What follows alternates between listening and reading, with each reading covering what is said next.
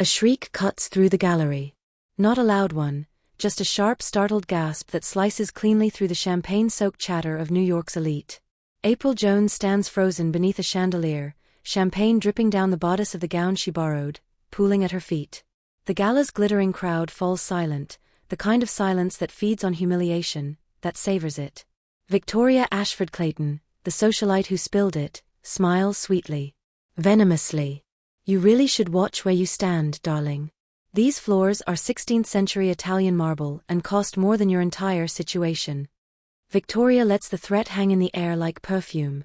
April's heart hammers. She can feel every eye on her body, cataloguing, judging. Too curvy. Too black. Too out of place to matter. I didn't, she begins. Didn't what? Belong here. Victoria's smile is sharp enough to draw blood. You're the little restoration girl, aren't you? The one they keep in the back because you're better with dead things than living people. The gallery ghost. That's what they called her. April Jones, Invisible Woman, the one who brought masterpieces back to life while remaining eternally in shadow. Brilliant hands, forgotten face. I was invited, April says quietly, hating how small her voice sounds. To assess the Caravaggio. Oh please. Victoria waves a perfectly manicured hand. You're hired help. You should have used the service entrance. The crowd titters. April feels herself shrinking, disappearing the way she always does when the world turns cruel. And then the temperature in the room dropped. A shift in the air. A collective inhale. The crowd parted like something unseen was moving through it. Moon Ji-young was descending the marble staircase from the private balcony. She knew him. Of course she knew him. You didn't forget a man like that. He stood tall, over 6 feet of controlled, dangerous power wrapped in a black Armani suit that whispered money and menace in equal measure. His face was a study in lethal beauty, sharp cheekbones that could cut glass, a jaw like it had been carved from stone, dark eyes that held all the warmth of a winter midnight. Ink decorated his throat, she could just see the edge of it above his collar, strokes like a half-finished brush painting, all sharp intention and quiet menace. His black hair was pushed back from his face, revealing features so devastatingly handsome they didn't seem quite real. 3 years ago, he found her. Not the museum, her. Someone on the board must have granted him access. Men like Moon Ji-young never heard the word no. He would appear in the back room where she worked, surrounded by damaged canvases and the smell of turpentine, silent as smoke, and watch her restore paintings for hours. Never speaking. Never touching. Just watching. And now he was walking toward her like the room belonged to him. And she was the only thing in it worth noticing. She remembered the way he looked at her, like she was the only thing in the world worth seeing. Like she was art. Then one day he stopped coming. No explanation. No goodbye. She told herself it didn't matter. She told herself she'd imagined the intensity in his gaze, the way the air seemed to thicken when he was near. Now he was here, moving through the crowd like a predator through tall grass, and April couldn't breathe. The crowd knew him too. She could see it in their faces, the fear poorly disguised as respect, the way even the most powerful people in the room became suddenly smaller. Moon Ji-young, the white tiger of the Moon Syndicate. Billionaire. Art collector. And behind the legitimate facade, something far more dangerous. He stopped in front of Victoria, and April watched the blood drain from the socialite's face. Mr. Moon, Victoria stammered, her confidence evaporating like morning mist. I didn't realize we're so honored. Ji-young didn't look at her. His eyes, dark as sin, cold as death, were fixed on April. She felt pinned by that gaze, a butterfly under glass. Her breath caught. God, she'd forgotten how beautiful he was. How terrifying. The gallery, he said. His voice was low, controlled, with just a trace of an accent that made her spine tingle. How much? Victoria blinked. I'm sorry. Your gallery. How much to buy it? The room went so quiet April could hear her own heartbeat. It's not for sale, Victoria said, laughing nervously. My family has owned it for 3 generations. 30 million, Ji-young said. Cash. The building, the collection, the name. You have 60 seconds to accept. You can't be serious. 45 seconds. Victoria's face had gone from pale to flushed. Mr. Moon, with all due respect, I don't understand why. 30 seconds. His voice hadn't changed, still that same lethal calm, but something in the air shifted. Darkened. And for every second after 0, I start dismantling your family's other holdings. Your father's hedge fund. Your brother's tech startup. Your mother's foundation. 20 seconds. Victoria's eyes darted around the room, looking for help that wouldn't come. No one moved. No one breathed. 10 seconds. Fine. Victoria's voice cracked. Fine, yes, it's yours, just. You're fired, Ji-young said simply. Security will escort you out. And just like that, it was done. 2 men in dark suits appeared from nowhere, taking Victoria gently but firmly by the arms. She was still sputtering protests as they led her toward the exit. Then Ji-young turned to April. He moved with the fluid grace of something wild and perfectly controlled, closing the distance between them in 2 strides. His hand, warm, calloused in a way that spoke of violence, not leisure, settled on her shoulder. The touch was light, almost reverent, but she felt claimed by it. Marked.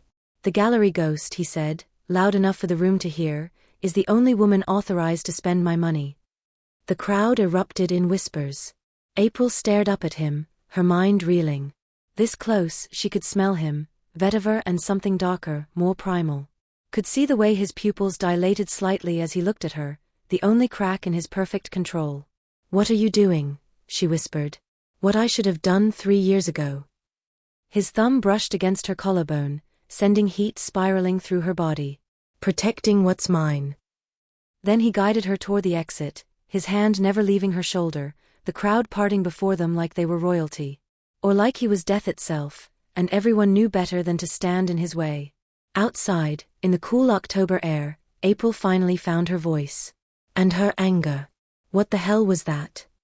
She spun on him, wobbling slightly in her borrowed heels. You can't buy a gallery because someone was rude to me. I can. He stood perfectly still, watching her with those dark, unreadable eyes. I did. I don't need saving. You were hurting. The simplicity of it stole her breath. That doesn't mean you get to swoop in and what? He took a step closer. God, he was so tall. She had to tilt her head back to meet his eyes. Defend you? Claim you? I've been doing both for 3 years, April. Just from a distance. Her name in his mouth sounded like prayer. Like possession. You disappeared, she said, and hated how her voice broke. You just stopped coming. I was trying to stay away. His jaw clenched. Trying to keep you separate from my world. Safe from it. But tonight, watching you shrink under that woman's cruelty. Something flickered in his eyes, something ancient and violent. I would have burned the whole building down if it meant protecting you. April's breath came fast and shallow. I'm not yours to protect. No. He reached out, tucking a loose curl behind her ear with a gentleness that seemed impossible from hands she knew had dealt death. You're not. But I'm yours to command. I have been since the first time I saw you bent over that Rembrandt, bringing light back to darkness. The confession hung between them like smoke. You don't own me, April said, but it came out weak, breathless. I know. His thumb traced her jawline, and she shivered. I don't want to own you, April. I want to desire you. Before she could respond, he stepped back, the distance between them suddenly feeling like miles. Go home, he said softly. Sleep. Tomorrow, everything changes. He turned and walked back into the gala, leaving her standing alone on the sidewalk, her borrowed dress ruined, her heart racing, her world tilted completely off its axis. The next morning, April woke to 17 missed calls and a trending hashtag #GalleryGhost. She scrolled through her phone with growing horror. Photos of Ji-young's hand on her shoulder. Videos of Victoria being escorted out. Think pieces about Moon Ji-young's mystery woman. Speculation about her identity, her relationship to him, her net worth. Someone had found her Instagram. Her LinkedIn. Her museum bio that listed her as a junior conservator, a title that hadn't been updated in 3 years because she was too invisible for anyone to notice. Not anymore. Her phone rang. The museum director. April, Dr. Patricia Reed said without preamble. "We need to talk." 20 minutes later, April sat in her boss's office, still wearing yesterday's makeup, her natural hair pulled into a messy bun. "Is it true?" Dr. Reed asked. "About you and Moon Ji-young?" "There is no me and Moon Ji-young," April said. We're just.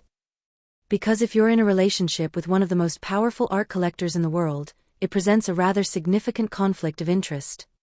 April's stomach dropped. "Are you firing me?" "I'm suggesting you take a leave of absence. Until this situation resolves itself." So that was it. One night, one humiliation, one act of protection she never asked for, and she was being pushed out of the only place she'd ever belonged. She left the museum in a daze, stepping out into the October sunshine feeling more lost than she'd felt in years. A black Mercedes was waiting at the curb. The back door opened, and Ji-young emerged like sin personified.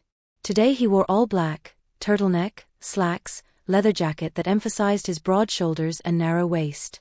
His hair was slightly disheveled, like he'd been running his hands through it. He looked tired. He looked devastating. "No," April said immediately. "You haven't heard what I'm offering." "I don't care. I don't want your money or your protection or your job is gone," he said quietly. "I know. I'm sorry." She laughed, bitter. "You're sorry? You did this?" "Yes." He didn't flinch from her anger. "And I would do it again. But April, listen to me. I have a private collection. Pieces that haven't been properly assessed or restored in decades. I need someone I trust. Hire someone else. I don't trust anyone else." He moved closer, and she hated how her body responded, how her skin prickled with awareness, how her breath quickened. "I need you. As an employee. As a partner." His eyes held hers. "Full creative control. Your own studio. Your name on every piece you restore. The salary is." "I don't care about the salary." "Then do it because the work matters. Do it because I have a Vermeer that's been stored improperly for 30 years and you're the only person alive who can save it." That got her. Damn him, that got her. "I want it in writing," she said. "A contract. I'm not some kept woman." "Done. And you don't get to make decisions about my life." "Agreed. And if I say stop, you stop. No more buying buildings or firing people or—" "April." He caught her hand, his fingers warm around hers. "If you say stop, the world stops." The sincerity in his voice undid her. "Why me?" she whispered. "You could have any woman in New York. Any woman in the world. Women who understand your world, who know how to play these games." "I don't want a woman who knows how to play games." His thumb stroked across her knuckles. "I want the woman who spent 3 hours repairing a hairline crack in a Caravaggio because she said it deserved to be whole. I want the woman who talks to paintings like they can hear her. I want you, April. Your kindness. Your passion. Your brilliant, beautiful mind." She was crying. When had she started crying? "I'm scared," she admitted. "Of me. Of this. Of what you make me feel." He pulled her closer, and she let him. Let herself be wrapped in his arms, surrounded by his warmth and his strength and the steady beat of his heart. "I'm scared too," he murmured against her hair. "I've built an empire on fear. I've made men beg for mercy. But you, April Jones." He pulled back just enough to look at her. "You terrify me. Because for the first time in my life, I have something to lose." She kissed him. She didn't plan it, didn't think about it. She just rose up on her toes and pressed her lips to his, and the world exploded into color. He made a sound low in his throat, surprised, hungry, and suddenly she was against the car, his body pressed to hers, his hands in her hair. He kissed like he did everything else, with complete control and barely restrained violence. His tongue swept into her mouth and she moaned, her fingers clutching at his jacket, her body arching into his. When they finally broke apart, both breathing hard, his eyes had gone dark with desire. "Take me to see your collection," April said, her voice husky. "Show me what needs saving." His smile was slow, dangerous, full of promise. Anything you want, Jae-jae. Ji-young's private gallery was a revelation. Located in a converted warehouse in Tribeca, it was 3 floors of climate-controlled, state-of-the-art space filled with pieces that made April's heart race. A Monet from his Water Lily series. A Rembrandt self-portrait. A Tang Dynasty sculpture that belonged in a museum. And in the corner, draped in protective cloth, something that made her breath catch. What is that? Ji-young's expression shifted, softened in a way she'd never seen. My grandmother's portrait. The only thing I have left of her. April approached it carefully, gently removing the cloth. The painting was beautiful, a woman in traditional Korean dress, her expression serene, but it was also damaged. Water damage, maybe. Or smoke. The colors had faded, the canvas had warped. She raised you, April said softly, not a question. After my parents died. She taught me that power without honor is just brutality. That strength means protecting the things that matter. His voice was rough. She would have liked you. April turned to him. Let me restore it. April. Let me bring her back. Something cracked in his careful control. He crossed to her in 3 strides, cupped her face in his hands, kissed her with a desperation that stole her breath. You're too good for this world, he murmured against her lips. Too good for me. That's not your choice to make. They stood there in the golden afternoon light, surrounded by priceless art, and April felt herself falling. Not into danger, but into safety. Into the strange, fierce shelter of this man who looked at her like she was the only thing worth seeing. The next 3 weeks were a blur of work and want. April restored by day, carefully, meticulously bringing Ji-young's grandmother back to life. He would watch her sometimes, just like the old days, his presence a dark and comforting weight at her back. The rumors had died down slightly, though the tabloids still speculated. Victoria had gone quiet, too quiet, and April tried not to think about what that meant. Victoria Ashford Clayton did not take the humiliation at the gallery well. In her world, reputation was currency, and she had lost face in front of the very people whose approval she lived on. And Victoria was not the type to suffer quietly. To prove that the Ashford Clayton name still mattered, that old money still ruled the room, she set her family in motion. Her father made a few calls. Her brother pulled strings with people who owed him favors. Together, they orchestrated a quiet, calculated retaliation. A major donor suddenly withdrew support from the museum. A board member began questioning April's professional boundaries. A gossip account posted a blind item about a museum girl being kept by a billionaire. Then came the tabloid headline. Moon Ji-young's mistress exposed. It was a coordinated strike, and everyone could guess exactly who was behind it. Then came the anonymous tip to the museum board. April Jones has been conducting unauthorized private work for a known criminal organization. She has been selling museum access and expertise for personal gain. It was a lie. All of it. But lies, April was learning, could be just as damaging as truth. The board launched an investigation. Her mentor, the one professor who'd believed in her, called to say she was disappointed. The art world's whisper network turned vicious. April felt herself breaking. Let me handle this, Ji-young said. They were in her apartment, her tiny, shabby apartment that he'd visited without complaint, folding his long body onto her second-hand couch. I can make them disappear. No. April's voice was firm despite her tears. That's not who I want you to be. Not for me. His jaw clenched. They're destroying you. Then let them destroy me with lies. I won't let you destroy yourself with violence. He stared at her like she'd spoken a foreign language. Like the concept of restraint for someone else's moral code was completely alien. You're asking me to stand by while they hurt you. I'm asking you to be the man your grandmother raised. The one who knows that power without honor is just brutality. She watched the war play out across his face, desire for vengeance versus desire to be worthy of her. Finally, something in him seemed to settle.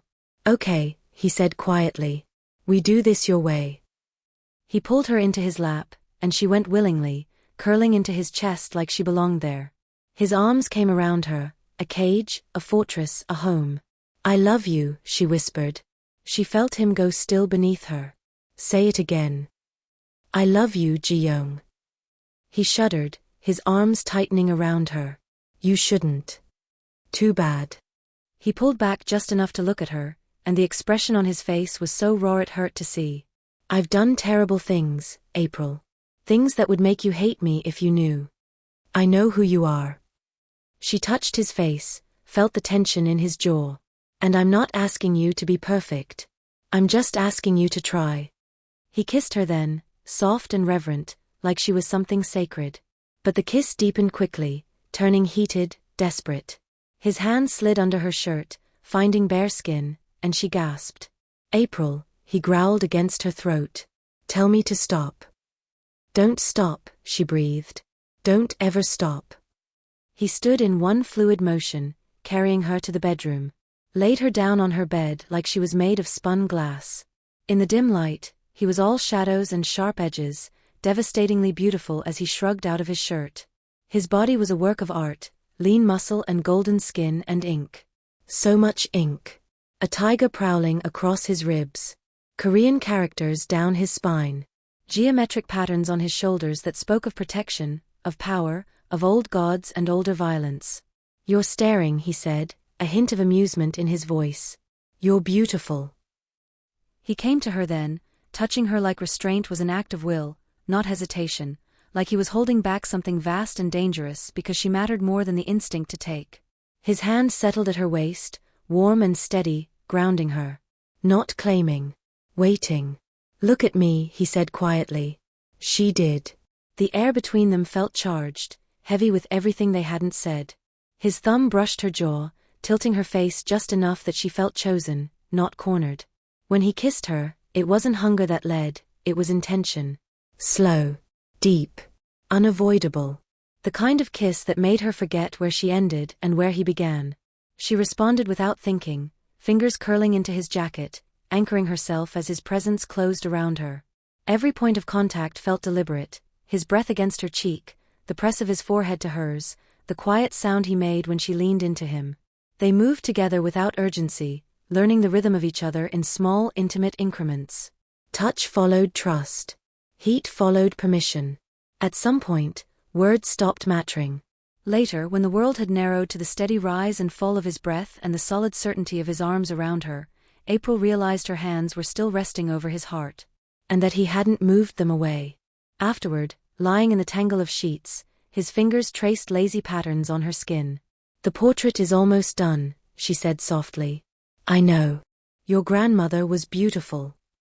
She was strong. He pressed a kiss to her shoulder.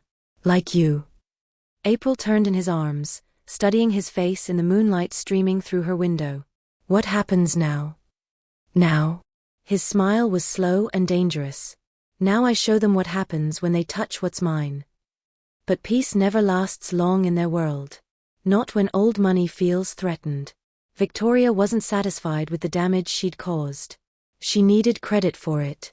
She needed the world to know it was her hand on the knife. She got bold.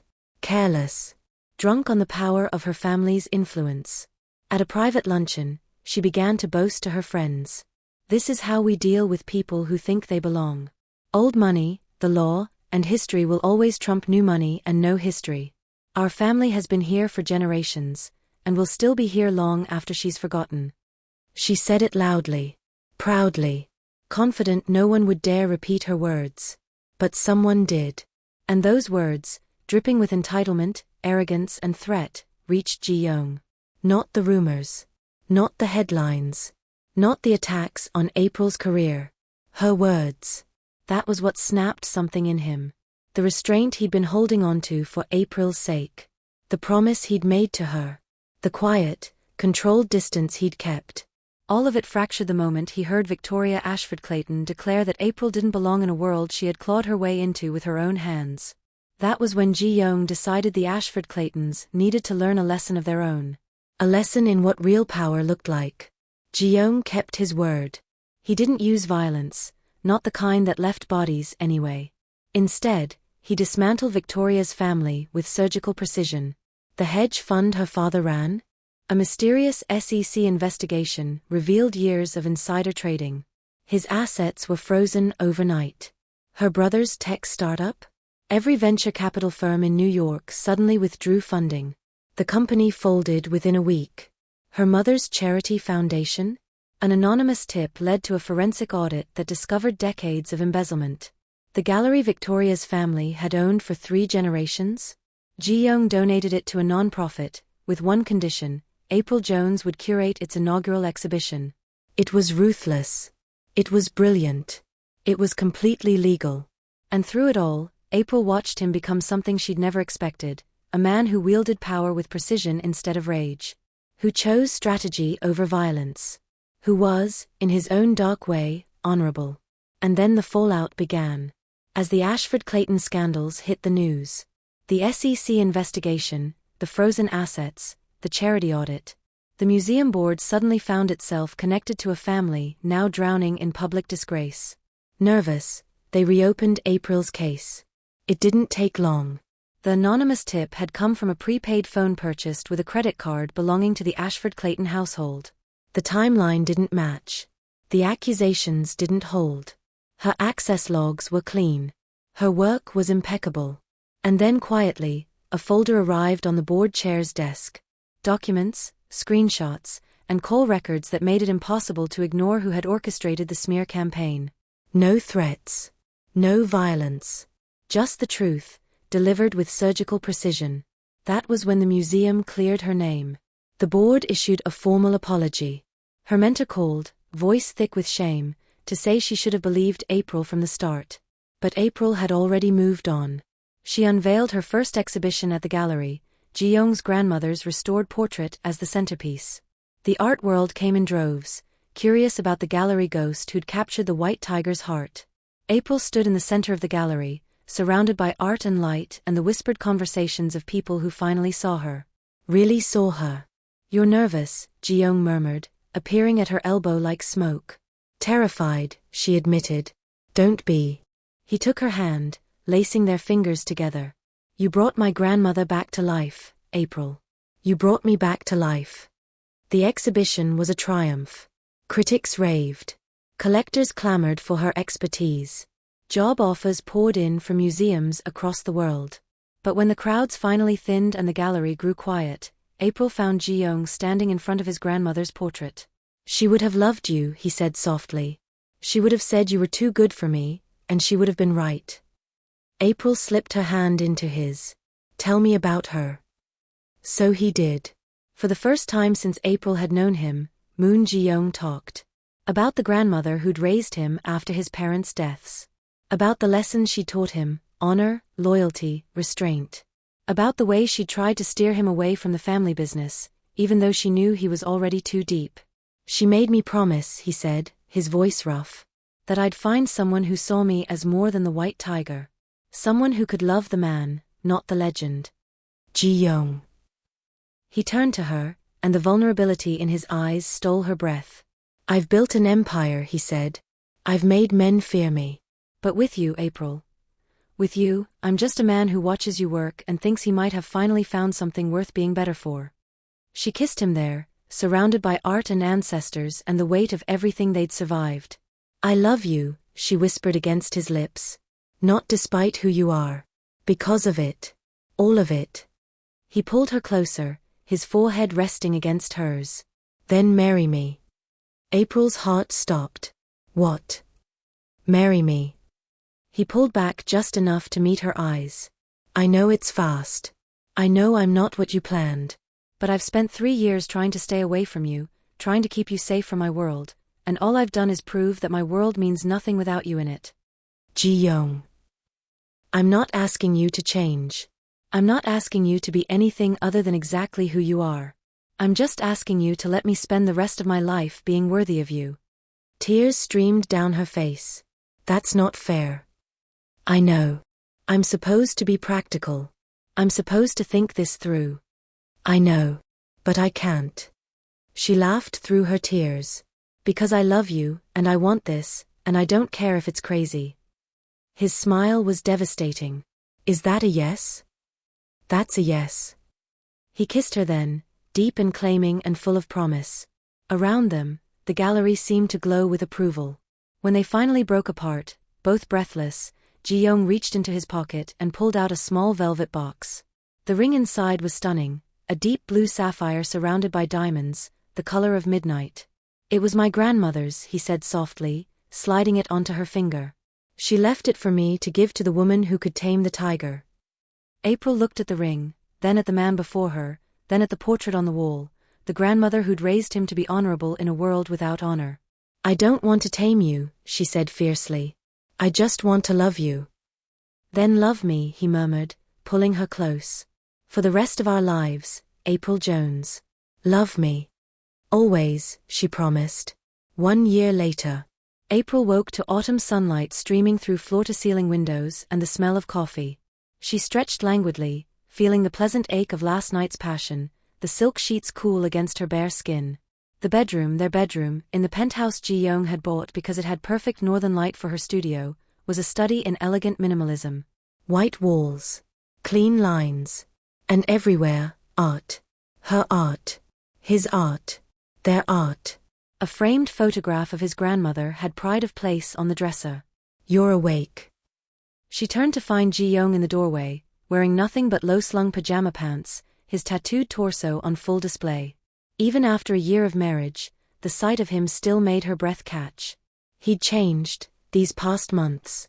Or maybe he'd just finally become the man his grandmother had always believed he could be. The syndicate still existed, she wasn't naive enough to think he'd left that world entirely, but it was cleaner now. More strategic. Less violent. He was feared, yes. But he was also respected. Coffee? He asked, crossing to the bed with a mug in hand. You're perfect, she sighed, accepting the coffee and taking a grateful sip. He slid into bed beside her, pulling her into his lap with easy strength. She curled against his chest, feeling his heartbeat steady and strong beneath her cheek. What's on your agenda today? He murmured, pressing a kiss to the top of her head. The Vermeer, she said. I'm finally ready to start the detail work on the background. The Vermeer had taken her 6 months to stabilize. It would take another 6 to restore it fully. But she had time. She had resources. She had her own studio, a sunlit space on the gallery's top floor that Ji-young had built specifically for her. She had everything she'd ever dreamed of, and so much more. And you? She asked. Meetings. His hand traced lazy circles on her back. Boring business things. But I'll come watch you work later. It had become their ritual. Every evening, he would appear in her studio, silent as a shadow, and watch her paint. Sometimes for 10 minutes. Sometimes for hours. He never interrupted. Never offered opinions. Just watched her bring dead things back to life with her careful, skilled hands. You don't have to, you know, she said, like she always did. I know, he replied, like he always did. But I want to. She tilted her head back to look at him. Even rumpled with sleep, he was unfairly beautiful. The harsh planes of his face had softened slightly over the past year, or maybe she just learned to see the gentleness that had always been there, hidden beneath the tiger's stripes. I love you, she said. His smile was slow and warm, the smile he saved only for her. I love you too, JJ. They stayed like that for a long moment, wrapped in each other and the golden morning light. Then April's phone buzzed with a reminder about the gallery's upcoming exhibition. Real life, calling. But as she reluctantly disentangled herself from her husband's arms and headed for the shower, she couldn't help but smile. That evening, April was deep in the meditative focus of restoration work when she felt him arrive. She didn't turn around, didn't need to. She'd learned to sense his presence, the way the air seemed to thicken and warm when he was near. How long have you been standing there? She asked, her brush making delicate strokes on the canvas.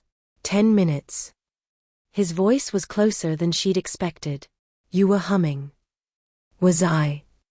She finally turned to find him leaning against her work table, still in his business suit, looking at her with an expression that made her heart skip. How were the meetings? Tedious. He pushed off the table, crossing to her in 3 strides. But I have something to show you. Now. He led her down to the main gallery, where the evening light streamed through the tall windows, painting everything in shades of amber and gold.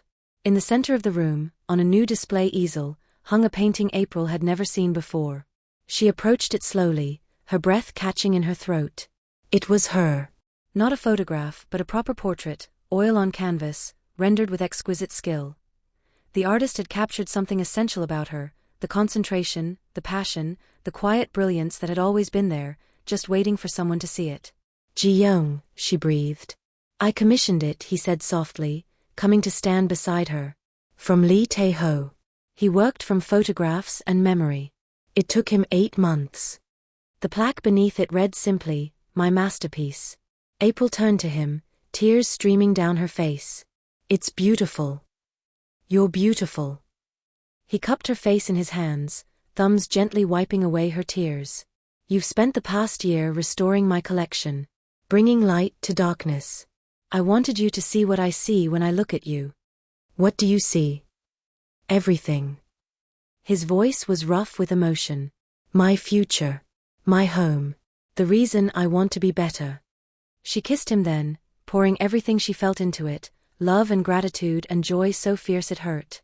When they finally broke apart, Ji-young took her hand and led her to the window. The New York skyline stretched out before them, a million lights against the gathering dusk. "I want to give you something else," he said quietly. "Ji-young, you've already a family." He turned to her, his expression vulnerable in a way that still surprised her.